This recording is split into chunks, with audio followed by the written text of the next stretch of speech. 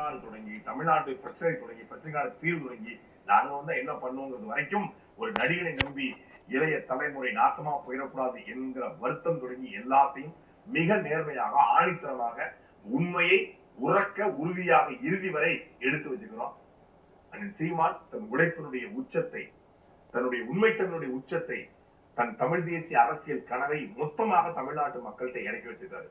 மக்களரசு.in அப்படிங்கிற இணைய பக்கத்தில் இருக்கக்கூடிய நாம் தமிழ் கட்சியின் செயல்பாட்டு வரைவு என்பது அது ஒரு கட்சியின் கனவல்ல, ஒரு தேசிய இனத்தின் கனவு. அது வெறும் தமிழ்நாட்டுக்கான செயல்பாட்டு வரைவு மட்டும் கிடையாது, உலகம் முழுமைக்கும் கூடிய எந்த நாட்டுல கொண்டு அதை வச்சாலும் அது பொருந்தும். இது தமிழ்நாட்டுக்கு மட்டும் இந்த 2500 இந்த 8000 டோக்கன் சிஸ்டம், இந்த ஃப்ரிட்ஜ் வாஷிங் மிஷின் அது குறிப்பிட்ட இதுக்கு பொருந்தும்.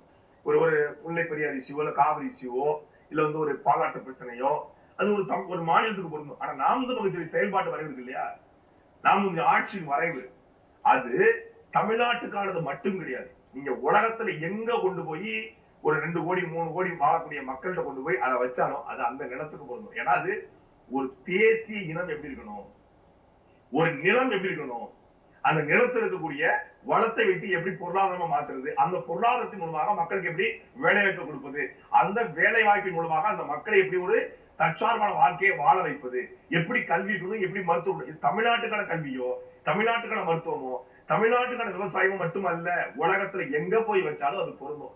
அது தமிழ்நாட்டுல நாம் தமிழ் இருப்பதனால அதுல தமிழ்நாட்டுக்கான சில தேவைகளும் சில பிரச்சனைகளும் அது தீர்வு இருக்கு. ஆனா அது மொத்தமாக நீங்க யாரு வேணாலும் அதை பயன்படுத்தி, இது ஒரு ஃபார்முலா. நாம் தமிழ் கட்சி செயல்பாட்டு வரைவு என்பது ஒரு ஃபார்முலா, அது ஒரு சூத்திரம். அதை யாரும் பயன்படுத்தி கொள்ளலாம். அது ஒரு நாட்டுக்கு தான் பயன்படுத்தணுமா? இல்லை, அது ஒரு வீட்டுக்கும் பயன்படுத்த முடியும், ஒரு காட்டுக்கும் பயன்படுத்த முடியும். 100 ஏக்கர் இருக்கா இந்த செயல்பாட்டு வரைச்சு, 100 ஏக்கர்ல நாம் ஒரு தற்சார்பான வாழ்க்கையை உருவாக்க முடியும்.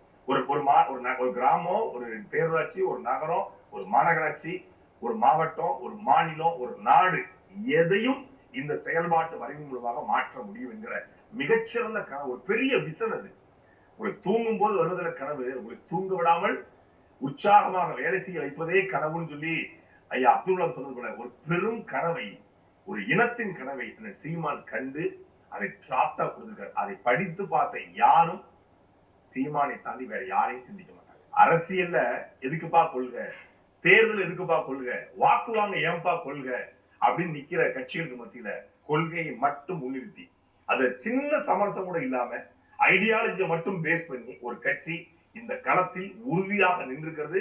இன்னும் எத்தனை தேர்தல் வந்தாலும் இந்த கட்சி உறுதியா நிற்கும். சீமான் சொன்னாரு, என் வெற்றியை நீ தள்ளி போடலாம், ஆனால் யாராலும் தடுக்க முடியாது. ஆனால் இந்த முறை சீமானி வெற்றியும் தடுக்கவும் முடியாது, தள்ளி போடவும் முடியாது.